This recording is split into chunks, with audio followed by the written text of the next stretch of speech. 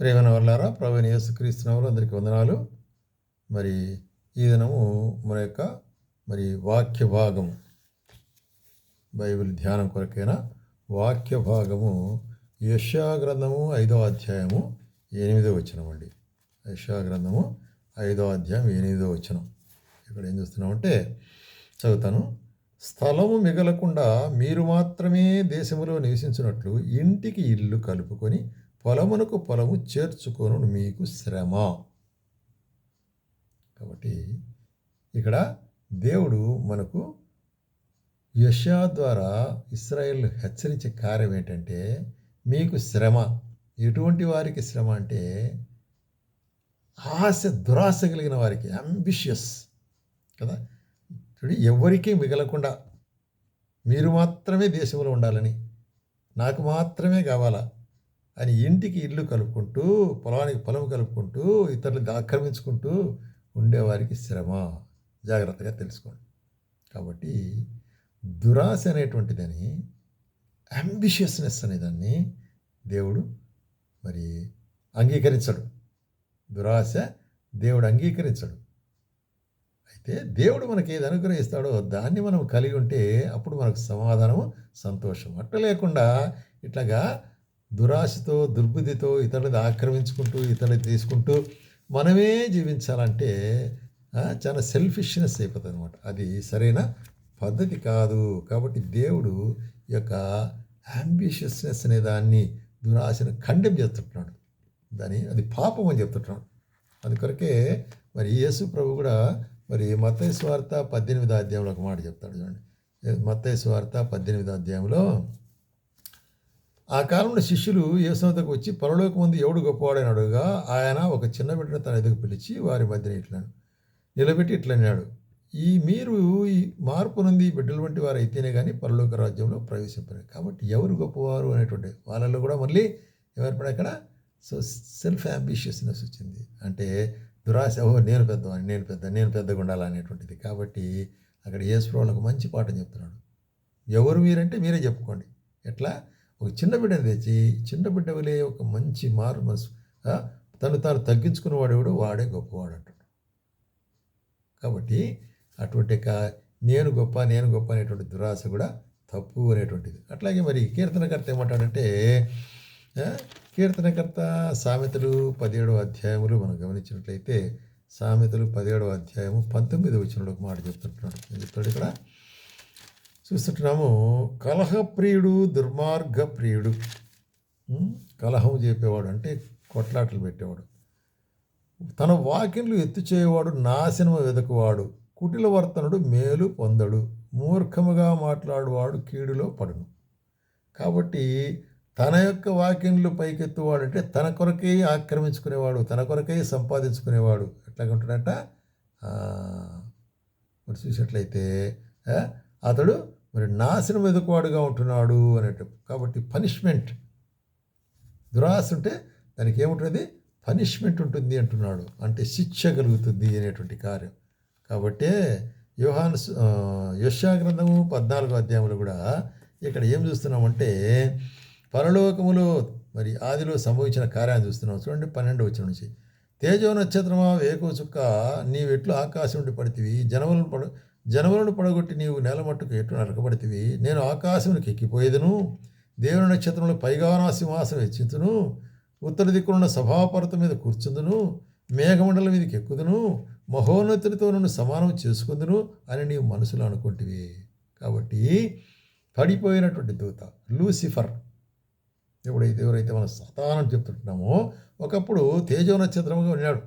అయితే ఎందుకు కింద పడద్రోయిపోయినాడంటే తను తాను అధికముగా కోరుకున్నాడు, దురాశ పన్నాడు.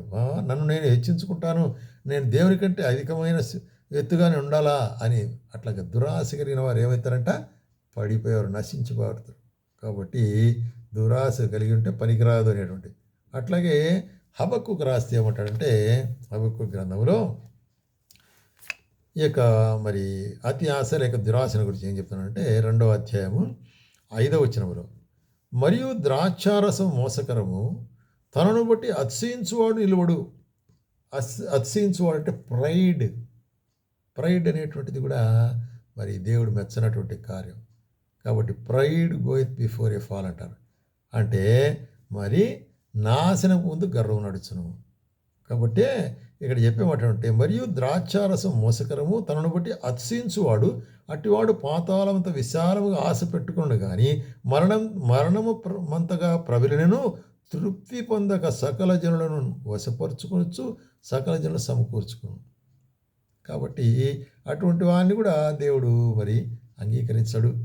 ఈసే అంగీకరించడు అనే మాట మనం చూస్తుంటాం అనమాట. కాబట్టి ఈ దురాశ అనేటువంటిది తను మాత్రమే మరి భయపడ అంటే గర్వము కలిగిన వాడిని కూడా దేవుడు క్షమించడు. అట్లాగే 8వ వచనంలో ఏమంటాడు, బహుజనుల ఆస్తిని నీవు కొల్లబెట్టి ఉన్నావు చూసా, కనుక శేషించిన జనములకు దేశంలో పట్టణంలో వాటిలో నివాసులకు నీవు చేసిన నరహత్యను బట్టి బలత్కారం కవచియస్నెస్ బలత్కారం చేస్తుంటున్నావు.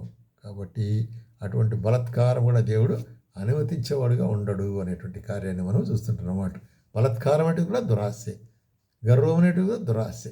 అటన్ని దేవుడు మరి క్షమించడు అనేటువంటి కార్యాన్ని మనం అదే 12వ వచనంలో ఏమంటాడు, నరహత్య చేయుడి చేత పట్టణము కట్టించు వారికి శ్రమ దుష్టత్వం జరిగించు కోట అంటే harshness, cruelty also God would not accept it.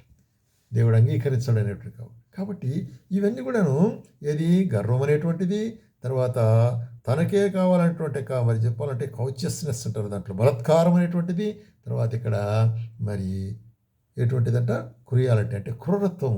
ఇవన్నీ కూడా మరి దేవునికి హేయములు అనేటువంటి కార్యాన్ని మనం గమనించవలసిగా ఉంటున్నాం. అట్లాగే మనం చూసినట్లయితే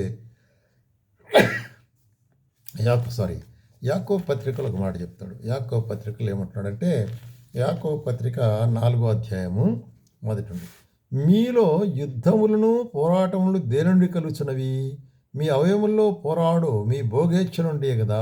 కాబట్టి మీ డిజైర్స్, మీ అంబిషన్స్, మీ దురాశల గురించే కదా మీకు యుద్ధములు పోరాటములు. నాకంటే ఎక్కువ, వానికంటే నాకు ఎక్కువగా, వానికంటే నేను ఎక్కువ ఉండాలి, వానికంటే నేను ముందు ఉండాలి, అట్లాంటివి కదా.